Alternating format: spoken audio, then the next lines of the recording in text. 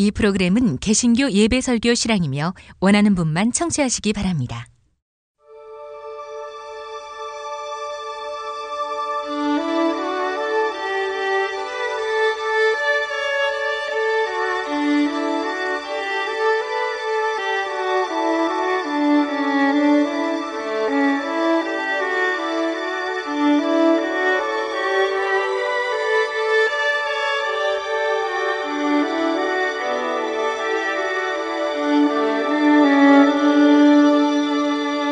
성서와 세상.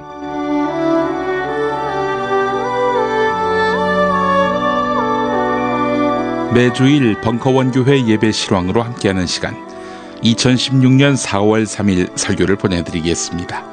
이 시간에는 연세대학교 신학과를 졸업하고 감리교 신학대학교 신학대학원에서 수학한 4.16 세월호 가족협의회 집행위원장 예은아빠 유경근님의 설교로 함께하겠습니다. 제목은 회개에 합당한 일입니다.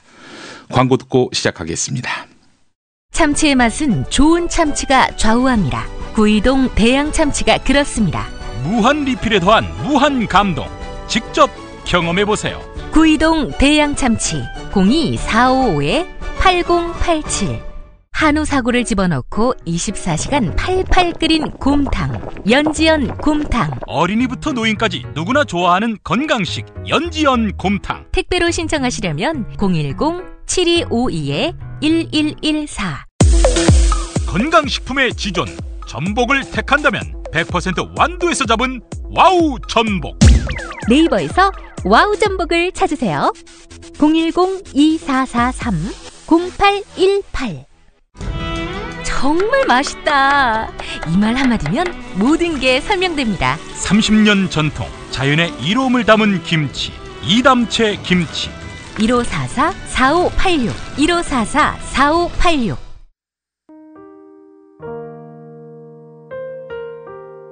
함께할 성경은 신약성경 사도행전 26장 19절에서 20절까지입니다.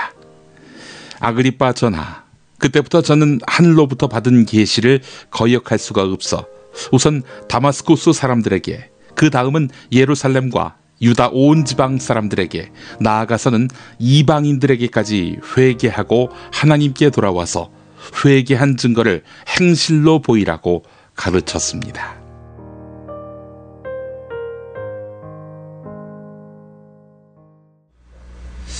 요 근래 들어서 가장 어색하고 떨리는 자리인 것 같습니다. 예. 저는 지금 소개받은 4.16 세월호 참사 진상규명 및 안전사회 건설을 위한 피해자 가족협의회 4.16 가족협의회에서 현재 집행위원장을 맡고 있는 단원고등학교 2학년 3반 24번 예은이 아빠 유경근입니다.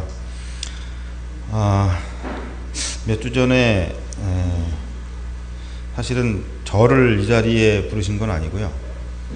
그 예인이 엄마를 부르셨는데 예인이 엄마는 주일날은 다른 걸 할 수가 없다고 그래서 제가 다니는 교회 목사님이 특별히 부탁한 게 있거든요. 그래서 주일날은 이제 교회에 가서 할 일이 많기 때문에 불가능하다고 그래서 좀 안 된다고 그랬더니 그럼 저라도 대신 오라고 그러셔서 사실은 좀 거절을 하고 싶었는데 좀 생기신 게 무섭잖아요.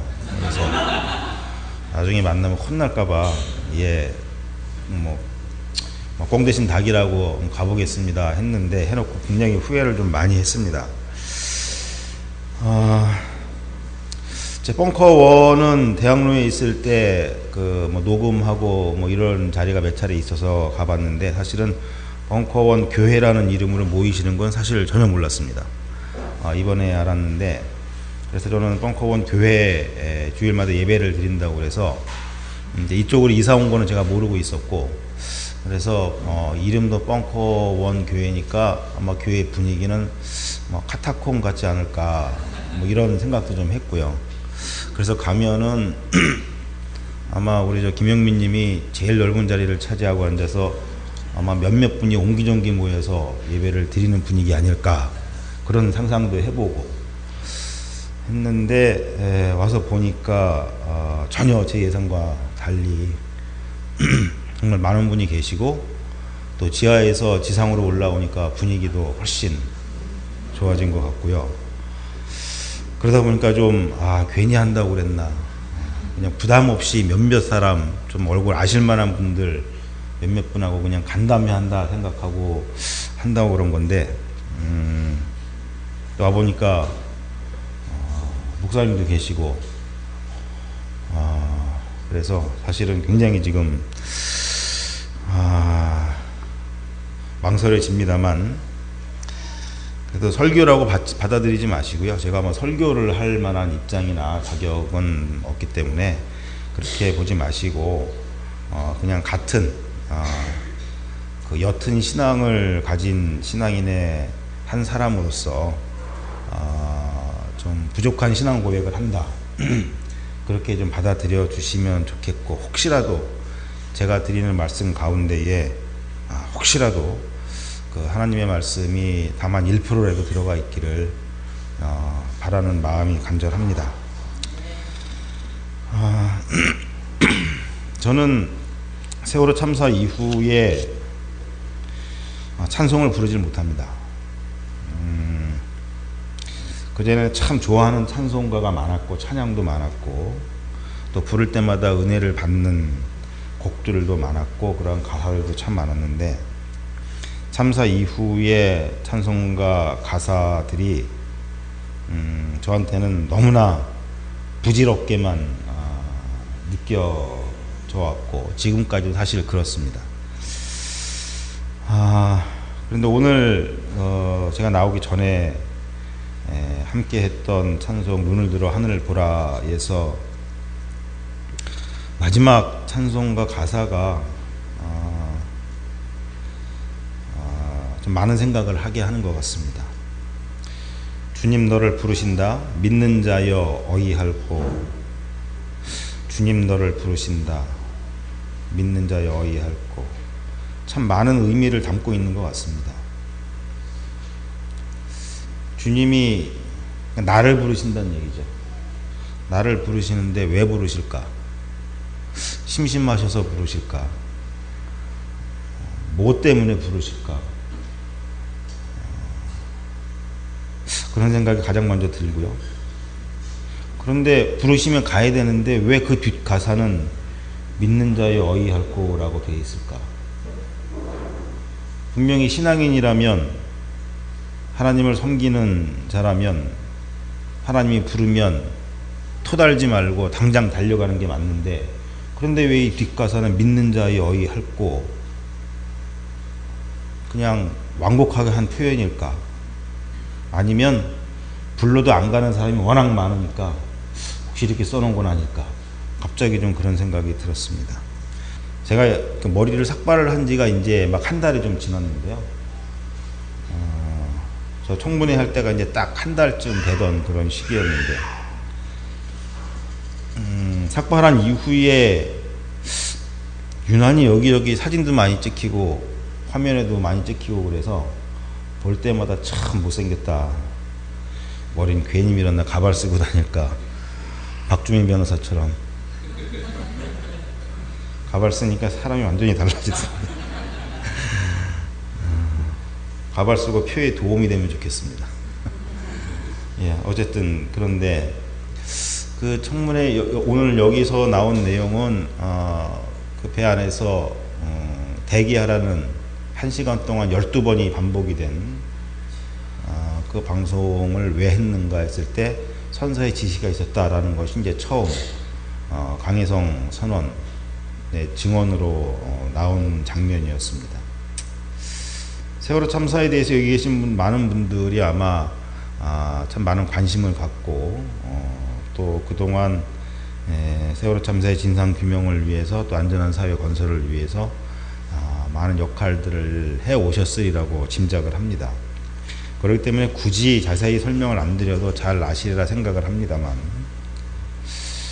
저는 항상 그런 생각을 잠자기 전에 합니다. 이런 생각을 워낙 많이 하다 보니까 잠을 잘 못 자는지 모르겠는데, 사실은 어제도 오늘 이 자리 때문에 나름 긴장이 돼서 그랬는지 어땠는지 모르겠습니다만, 사실은 지금 뭐 5분도 지금 못 자고 지금 나온 상황입니다. 근데 전혀 졸리지가 않네요. 근데 누우면 여러 가지 생각을 하는데 그 중에 하나가 무엇이 잘못되었을까? 도대체 무엇이 문제였을까? 또는 왜 그랬을까를 매일매일 또 되새기고 또 되새겨 봅니다. 혹시 내가 잘못 아는 것은 없을까? 혹시 내가 잘못 짚은 것은 없을까? 또는 내가 놓친 것은 없을까? 이런 생각을 매일매일 하고 또 합니다.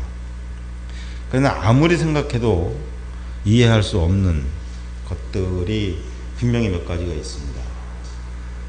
이미 뭐 모든 국민들이 다 아시리라고 생각을 합니다만, 이제 문제는 그 잘못을 어느 누구도 당사자들은 인정을 안 한다는 것이죠.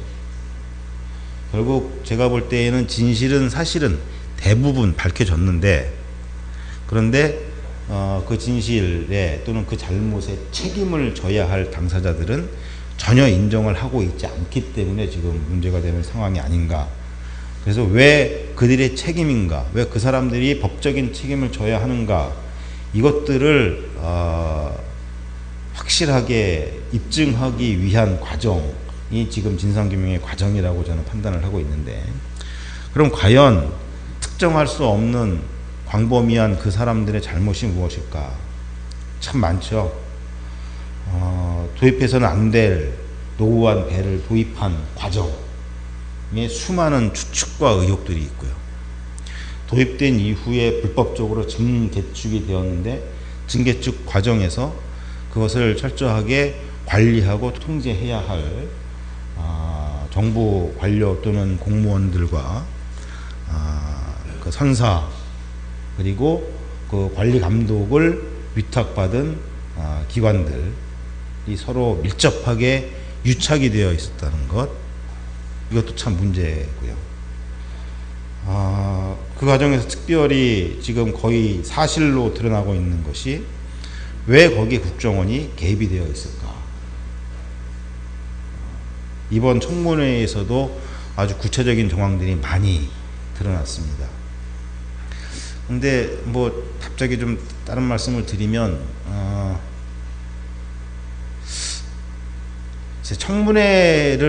청문회의 증인으로 나오는 사람들을 좀 따로 모아서 교육을 시키는 비밀 기관이 있는 것 같아요. 제가 볼 때.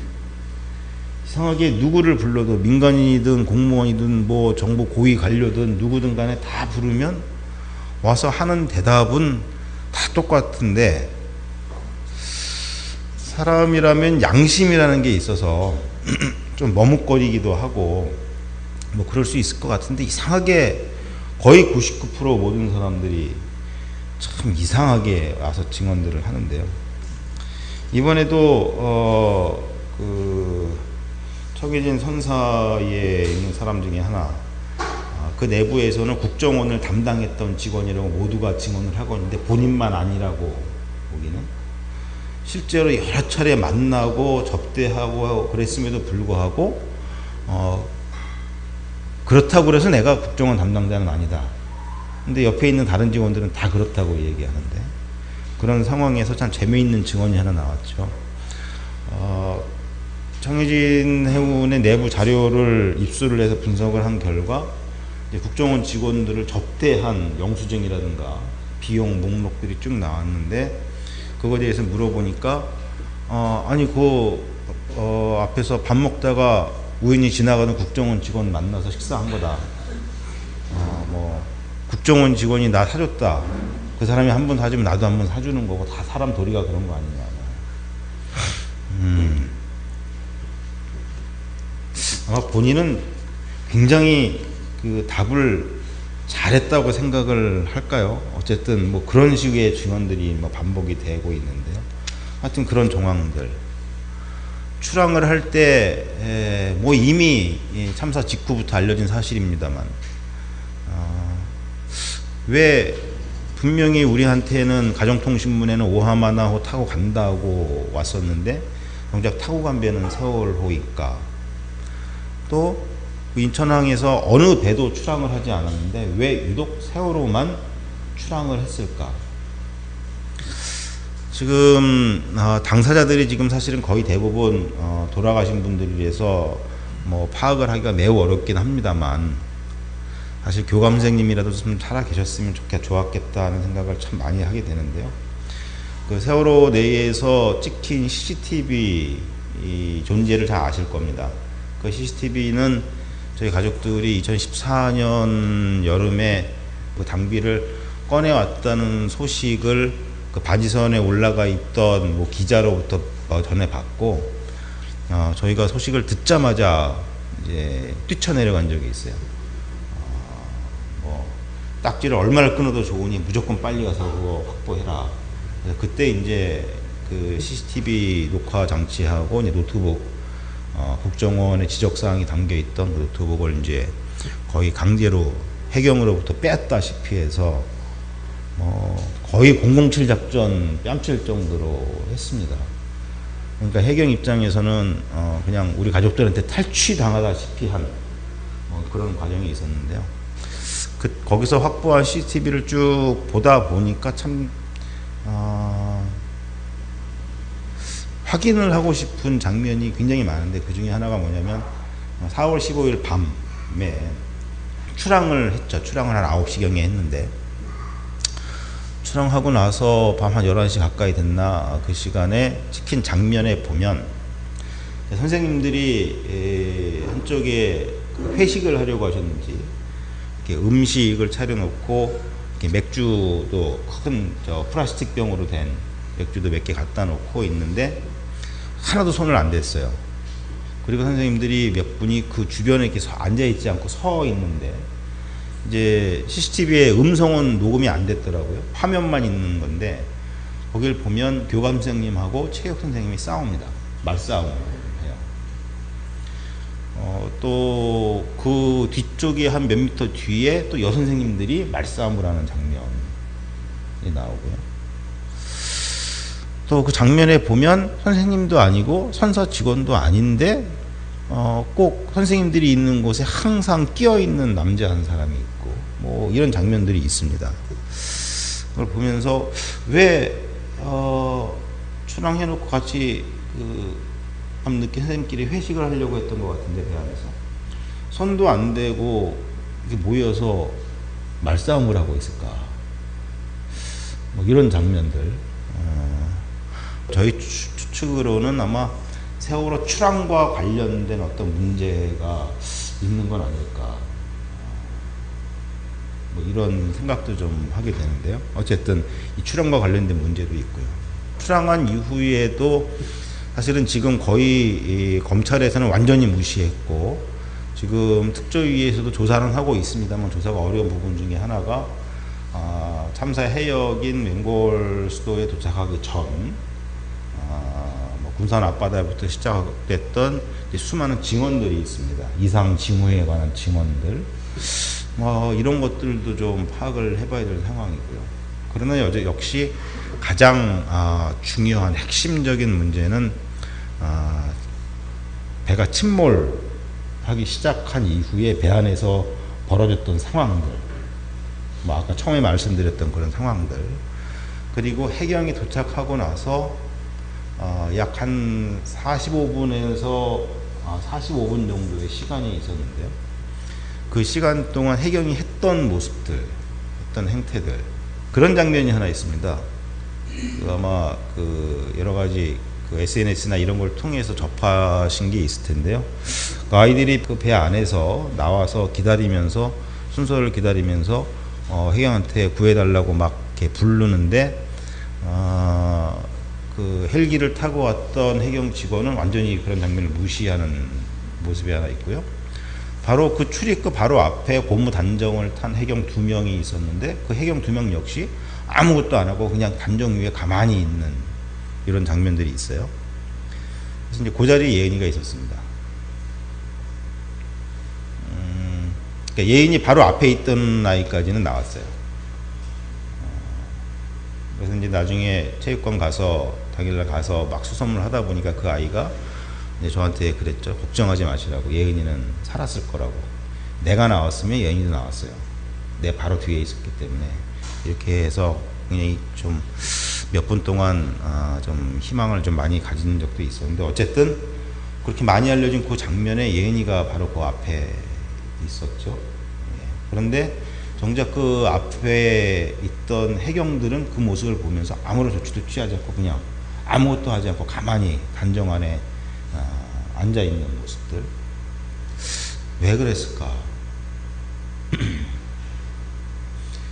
선원들이 청해진 해운으로부터 가만히 대기하라고 하는 지시를 받은 것처럼 해경도 무슨 다른 지시를 받은 건 아닐까? 그러지 않고서 어떻게 그 여러 명의 해경들이 현장에 있었는데 단 한 명도 적절한 조치를 취하지 않았을까? 이런 문제.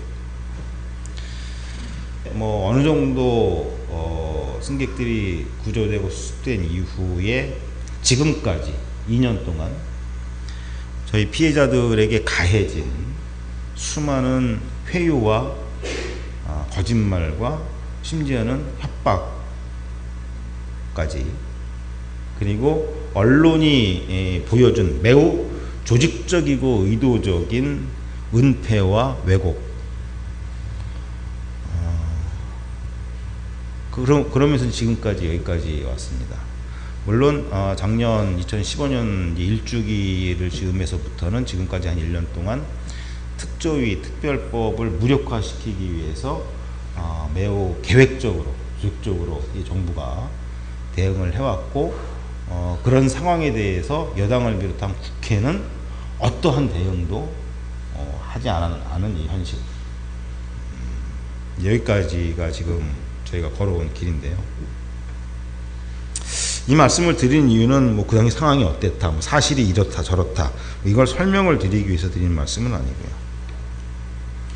이렇게 한순간도 빠짐없이 저는 가끔 그런 표현을 합니다. 세월호가 출항할 때부터 침몰하고 구조할 그 당시까지 가만히 상상을 해보면 거기에 직간접적으로 관련된 사람들이 몇 명이나 될까? 출항부터 시작을 해서 침몰 구조 단계에 이르기까지 거의 한 13시간 정도 되죠. 13시간 정도의 시간 동안, 뭐 예정됐던 출항 시간 6시간부터 따지면 한 16시간, 17시간 되겠네요. 그 시간 동안 관련되어 있는 사람이 과연 몇 명이나 될까 봤을 때 아마 최소한도 수백 명은 될 겁니다. 근데 왜 그 수백 명 가운데 단 한 사람도 올바른 판단을 하지 못했을까? 그리고 실행을 하지 못했을까? 정말 단 한 명만 판단을 제대로 했으면 이건 그냥 교통사고로 마무리될 수 있었다고 보거든요. 근데 왜 그랬을까? 뭐 이런 얘기를 저는 좀 많이 좀 하고 그 해답을 찾기 위해서 지금 살아내고 있습니다만, 어쨌든 이런 과정들,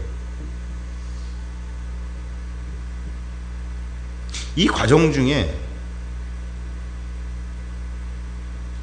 개입된, 관여된 사람들은 100% 어른입니다. 모두 어른들이에요.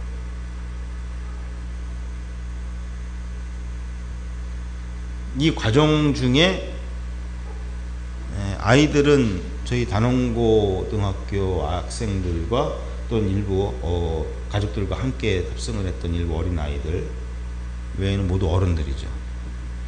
심지어는 이렇게 말씀을 드리면 혹시라도 다른 그 세월호 참사의 피해자들께서 좀 화를 내실지 모르겠습니다만, 사실 엄밀하게 따지면 배 안에 탑승했던 승객 가운데 어른들도 제 입장에서 보면 잘한 게 없습니다. 물론 그들도 피해자이긴 하지만, 물론 그 가운데 뭐 많은 분들이 굉장히 그 안에서 아주 훌륭한 모습들을 보여주신 것도 사실입니다. 그런 분들도 있지만 안 그런 분들도 존재하고 있다. 이게 뭐냐면, 이제 그런 이야기들을 가끔 하시는 분들이 있죠. 뭐 얼마 전에도 뭐 연세대학교 교수도 그랬고, 저 그 포항공대 교수도 그랬고 뭐 그런 얘기를 했죠. 가만히 있으란다고 가만히 있냐? 대기하라는데 대기하냐? 그런 상황에선 죽을 게 뻔하면 지가 알아서 나와야지. 심지어는 지난 1차 청문회 때 해경 가운데 한 사람이 있던 박상욱이라는 사람은 자기가 그렇게 애들 나오라고 손짓을 했는데 애들이 가만히 있었다. 애들이 철이 없어서 그랬는지 이런 식으로 망언을 받았다가 맞아 죽을 뻔했는데요. 근데 어른들이 모르는 게 있어요. 저희들이 쭉 조사를 하고 상황을 파악을 해보니까 저도 그 모습을 보면서 저도 처음엔 그랬거든요. 원망을 좀 했거든요, 아이들을. 아무리 그래도 가만히 있으면 어떻게 가만히만 있었냐. 그냥 나오지 좀. 아마 제가 예은이한테 빨리 나와라는 말을 하지 못한 거에 대한 어떤 뭐 변명일 수도 있고요. 자기 저를 합리화시키기 위한 걸 수도 있습니다만 아무튼 그런 생각을 했었는데 그 당시 상황을 면밀히 조사를 하다 보니까 우리 어린이들이 놓친 게 있었습니다.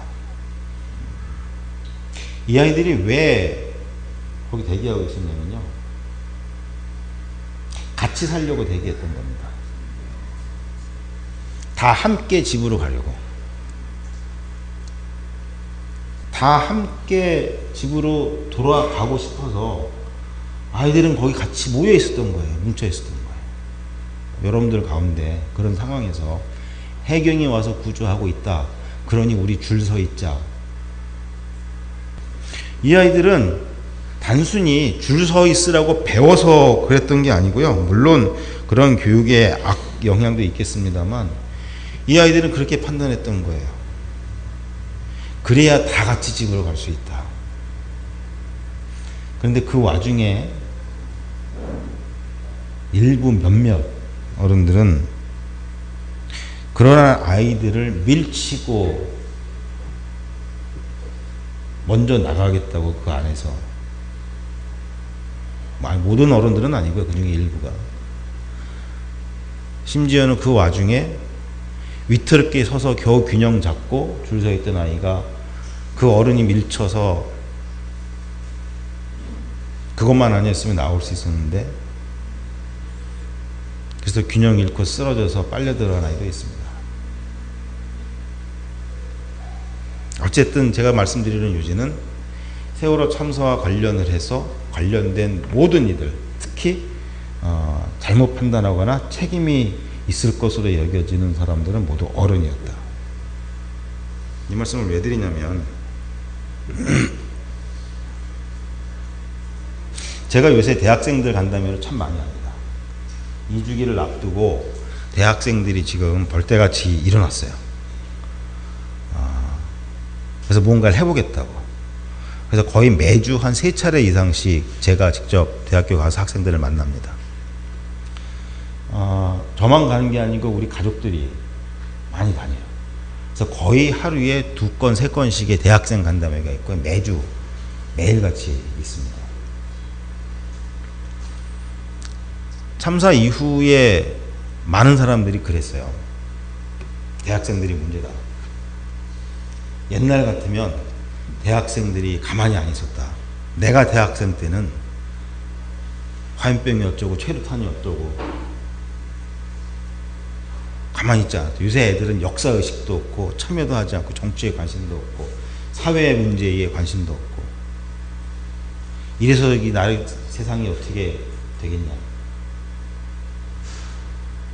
실제로 집회에 나가 보면 촛불 문화제나 이런 데 가보면 사실은 젊은 사람들보다는 지금 한 40대, 50대 이런 분이 사실 더 많죠.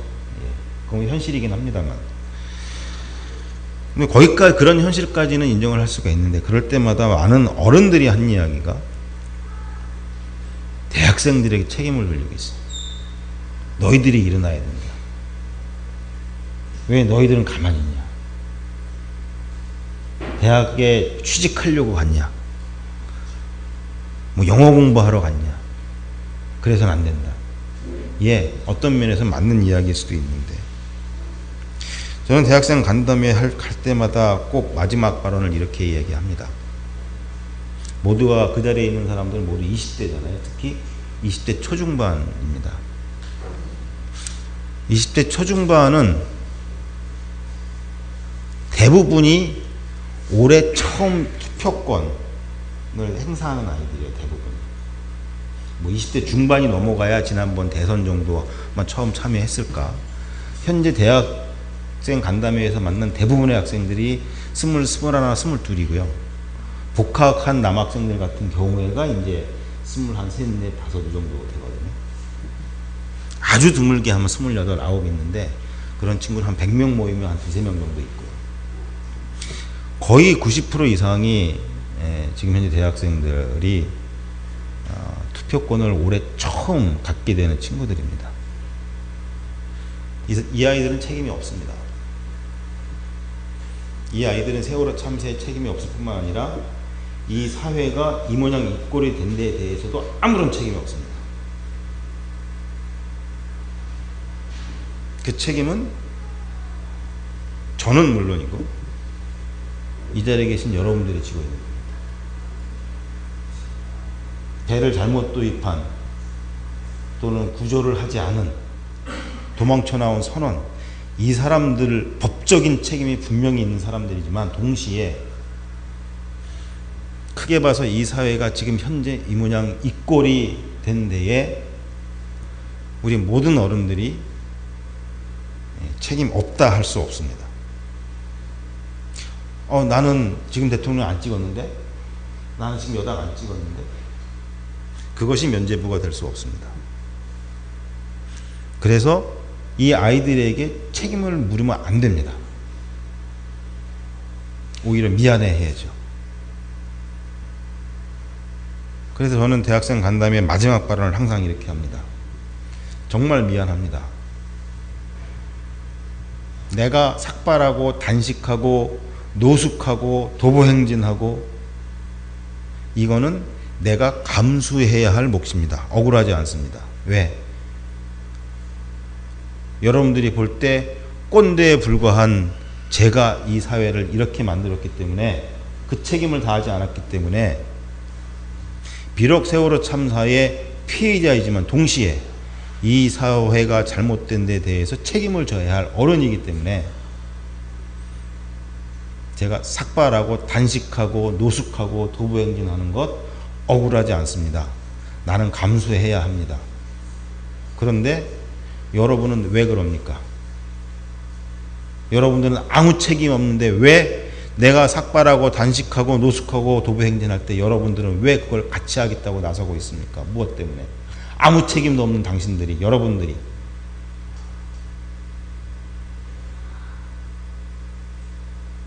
이 아이들이 아무것도 안 해도 어느 누구도 뭐라고 할 수 없습니다. 책임이 없는데요. 그 아이들에게 뭐라고 하기 전에 미안해 해야죠. 근데 사실 미안해 하는 어른들 별로 못 봤어요. 그저 그 앞에서 무용담만 늘어놓죠. 내가 80년대, 90년대, 70년대 나는 이렇게 젊은 시절을 보냈는데 너희들은 왜? 지금 결과 이런데 옛날에 어떻게 한 게 무슨 관계에서 상관이 있습니까? 그랬으면 지금 오늘 이 시점에 이 아이들한테 이런 세상을 물려주지 말았어야죠. 끝까지 책임져야죠.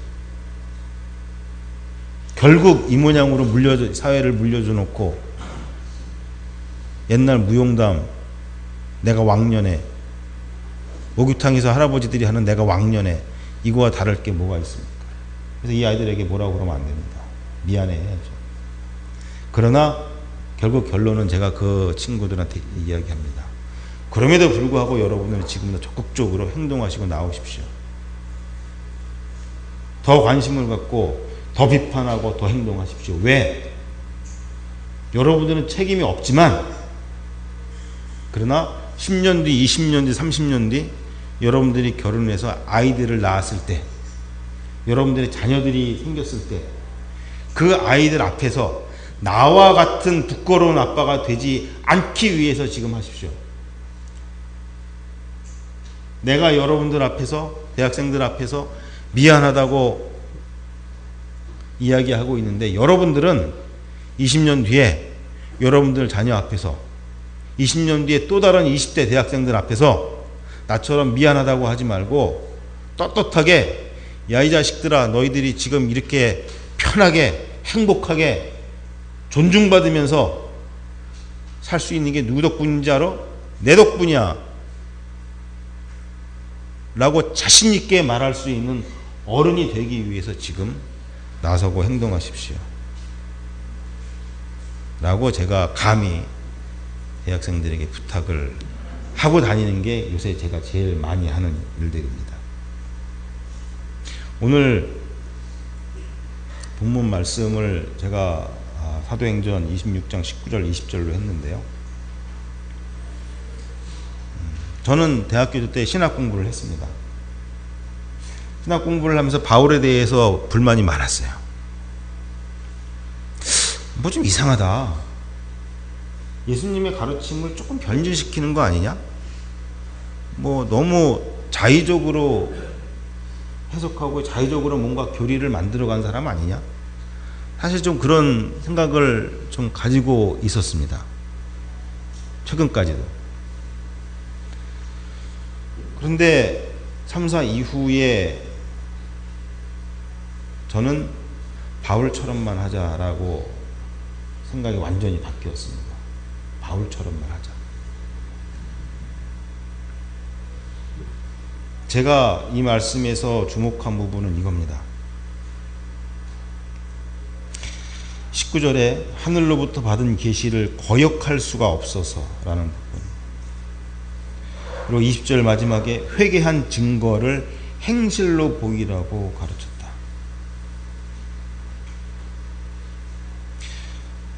뭐 목사님도 계시고 공부 많이 하신 분이 계시니까 제가 사실은 성경을 뭐 그냥 제가 받은 느낌 그대로 해석한 거기 때문에 틀릴 수도 있습니다.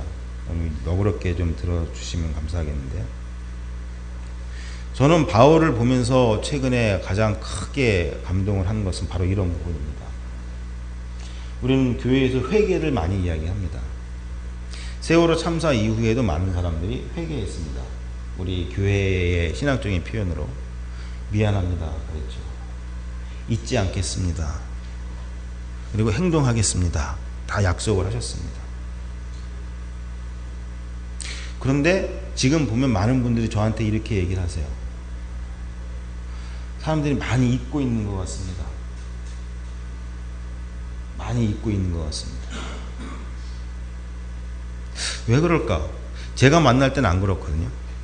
정말 많은 분들을 많은 시민들, 정말 많은 분들을 만나는, 전국적으로 만나는데, 만날 때마다 정말 잊지 않고 계시거든요. 그런데 정작 그 시민들은 저희한테 많이 잊고 있는 것 같아서, 잊혀져 가는 것 같아서 미안합니다 라고 얘기를 하신단 말이에요. 왜 그럴까?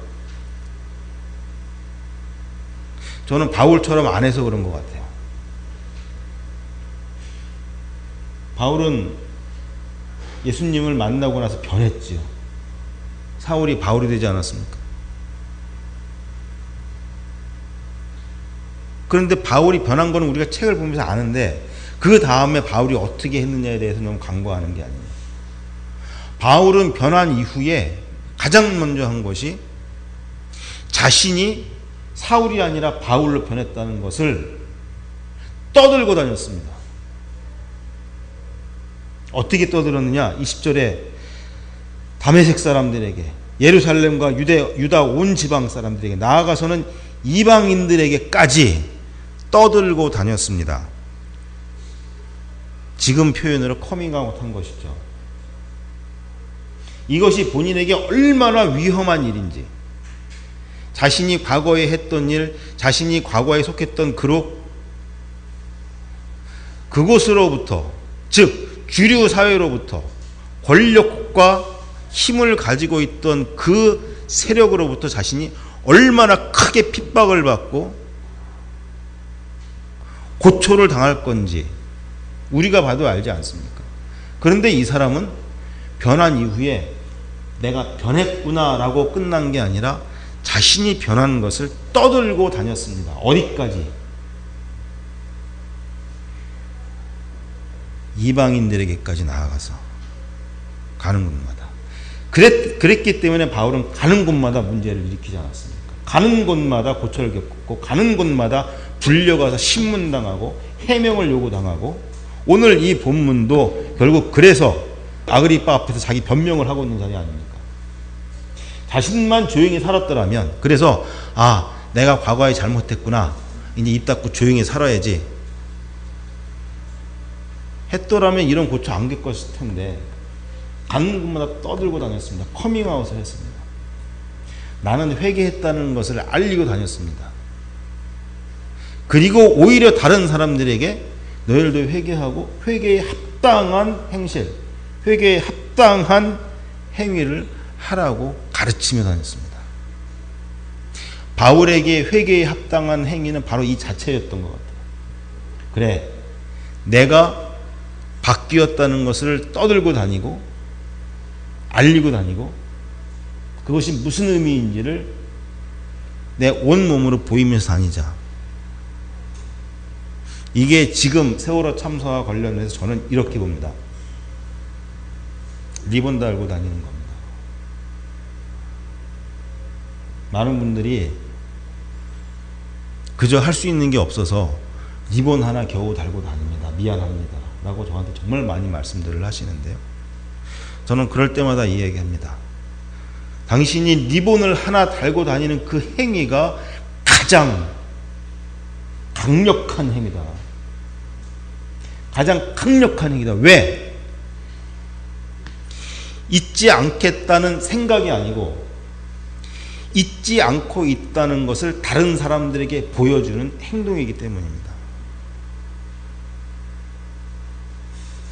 여러분들 아마 다 확신하실 거예요. 세월호 참사의 진실은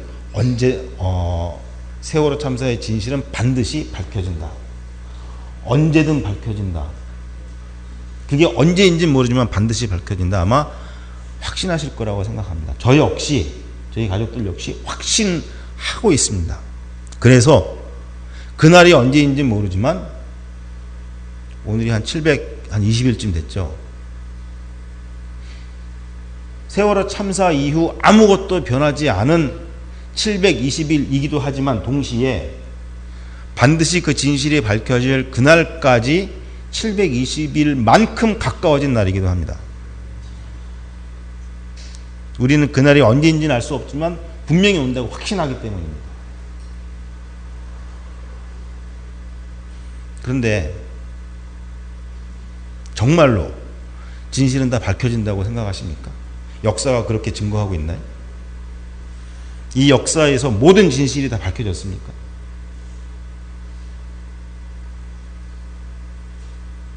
여기에 대해서는 많은 분들이 답을 못 하실 거예요. 왜 그런지 아십니까?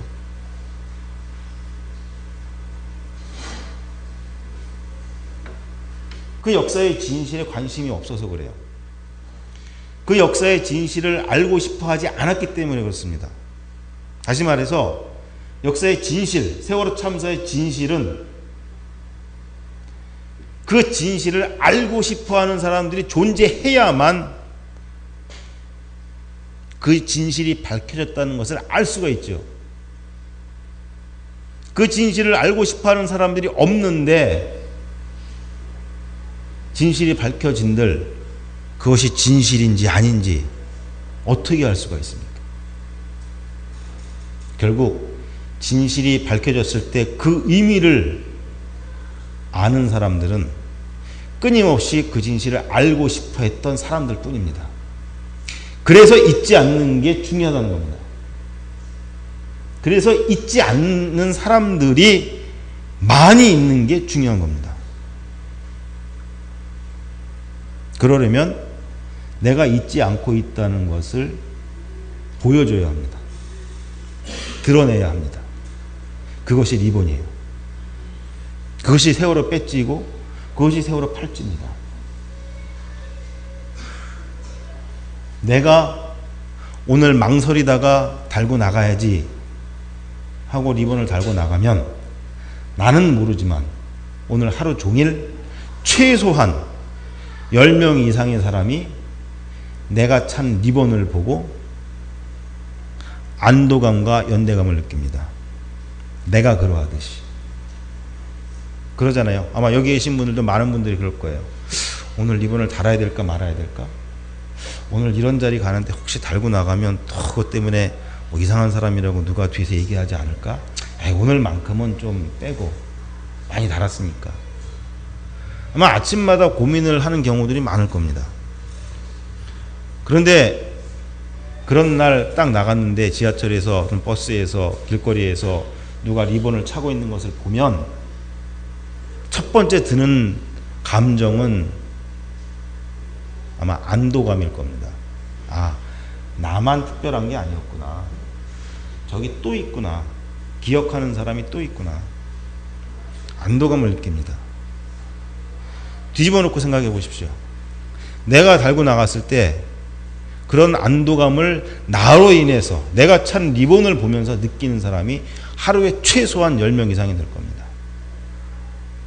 이 안도감부터 연대가 시작이 됩니다. 연대가 거창한 게 아니죠. 무슨 거창한 연대 사업하고 이런 게 아니라 아, 나와 똑같이 있지 않겠음을 표현하고 다니는 사람이 또 있구나. 나만 특별한 사람이 아니구나. 그러한 안도감과 연대감이 모였을 때 세월호 참사를 잊지 않겠다는 약속을 지켜나가는 것이다. 아까 찬송가 가사를 제가 한번 봤는데 마지막에 주님 너를 부르신다. 믿는 자여 어이할꼬. 왜 부르실까요? 답 다 아시잖아요. 하나님이 우리를 부르실 때, 주님이 우리를 부르실 때 부르는 이유는 딱 하나이지 않습니까? 시킬 일이 있으니까 부르시는 거죠. 해야 할 일이 있으니까 부르시는 거죠. 뭐 그런 교회에서 그러한 이야기들이 있다고 그래요. 저는 전혀 동의할 수 없습니다만 우리는 기도하고 하나님은 일하신다. 뭐 이런 얘기가 있다고 그래요. 일은 우리가 하는 겁니다. 하나님의 역사는 우리가 만들어가는 겁니다. 하나님의 역사를 이 땅에서 두 손과 발로 이루어내라고 그 목적으로 창조하신 거 아닙니까? 그런 이유가 아니라면 뭐하러 사람을 만드십니까? 뭐하러 이 세상을 창조하십니까? 이 땅을 하나님 나라로 만들어가는 그 역사를 우리의 두 손과 발로 직접 하라고. 그런데 안타깝게도 세월호에서는 두 발로 디디고 두 손으로 난간을 붙잡고 뛰쳐나와야 할 그 시간에 모여서 기도했습니다. 그 안에 예은이도 있었어요.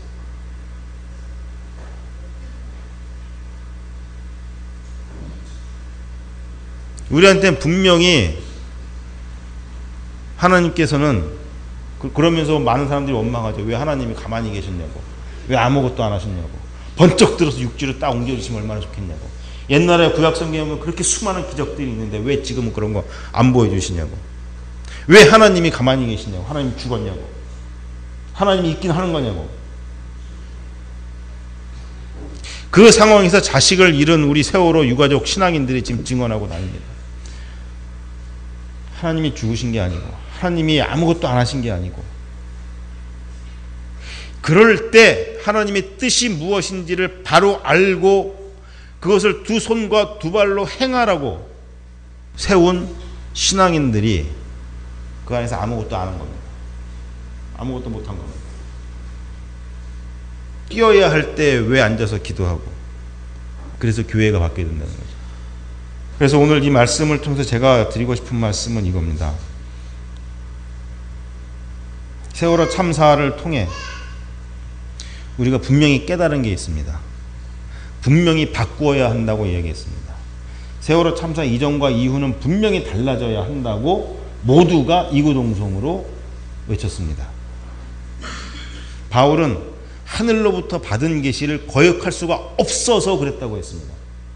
세월호 참사를 통해서 하나님이 주신 말씀, 그 교훈을 반드시 이 사회는 달라져야 한다는 그 가르침을 우리는 거역할 수가 없어서 이 자리에 함께 있다고 믿습니다. 그렇다면 바울처럼 가리지 말고, 유대인들 앞에서 이런 얘기하면 맞아 줄 게 뻔하지만 그럼에도 불구하고 바울은 예루살렘과 유다 온 지방 사람들에게 가서 자신이 회개했음을, 그리고 회개에 합당한 행위를, 왜?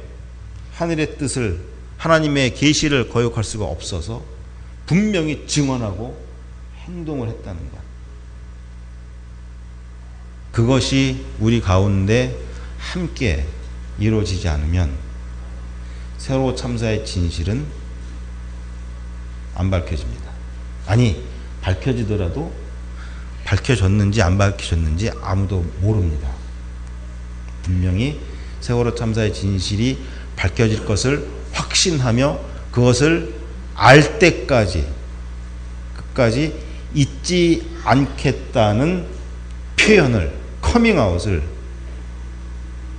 하는 것이야말로 오늘 성경에서 말씀하시는 회개에 합당한 행실, 우리 신앙인들의 입장에서 볼 때 그것이 아닐까 생각을 합니다. 그리고 그 길에 저를 비롯한 우리 세월호 가족들, 특히 신앙을 가진 세월호 가족들이 이러한 상황에서도 하나님을 놓지 않고 있는, 예수님을 놓지 않고 있는 이유이기도 합니다. 함께 신앙 안에서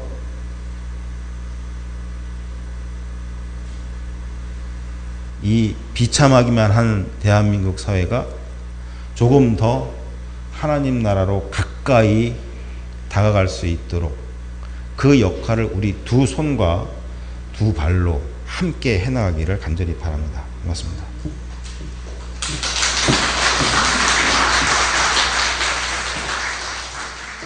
사망의 그늘에 앉아 죽어가는 나의 백성들, 절망과 굶주림에 갇힌 저들은 내 마음에 오랜 슬픔,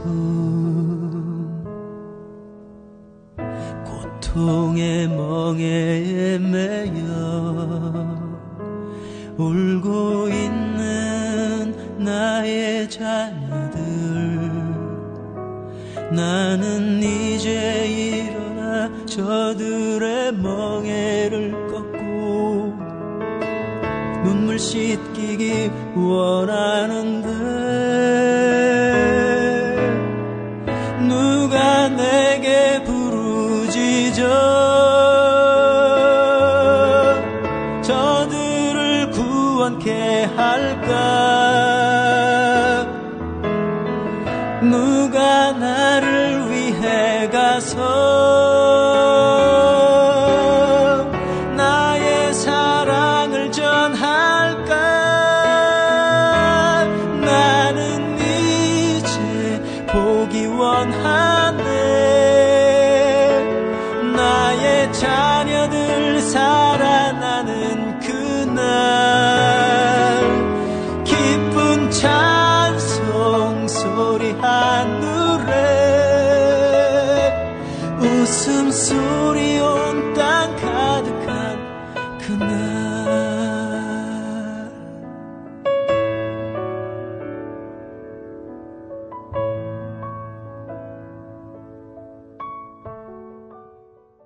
수면 무호흡, 심한 코골이 이제 걱정 마세요. 여행, 군생활, 찜질방에서도 확인된 코골이 방지기구 코골이 119 1566-0783 1566-0783 살다 보면 꽃 주문할 일이 생깁니다. 1566-0263 네이버에서 검색된 사이트보다 최대 2만원 싸게 해드립니다. 좋은 사람과 플라워 1566-0263 잊지 마세요. 안녕하세요. 남길 만큼은 남기고 파는 조광래 중고차의 대표 전화번호는 1800-9538. 고맙습니다. 술자리 많은 요즘 3차까지 달린 당신을 위한 필수품 전창걸의 새싹 땅콩차. 이제 속쓰림은 잊으세요. 070-8635-1288 070-8635-1288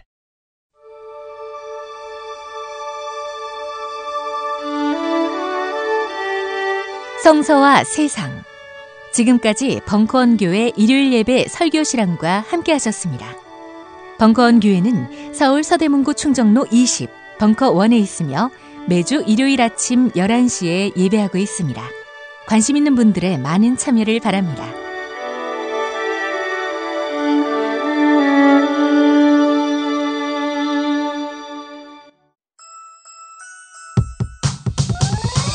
이번 방송 괜찮았나요? 작별의 여운 이렇게 표시해주세요. 다운로드하기, 댓글 달기, 구독하기, 별점 주기. 더 좋은 방송 만들어달라는 약속 이렇게 응원해주세요. 다운로드하기, 댓글 달기, 구독하기, 별점 주기. 기억하셨죠? 다운로드하기, 댓글 달기, 구독하기, 별점 주기.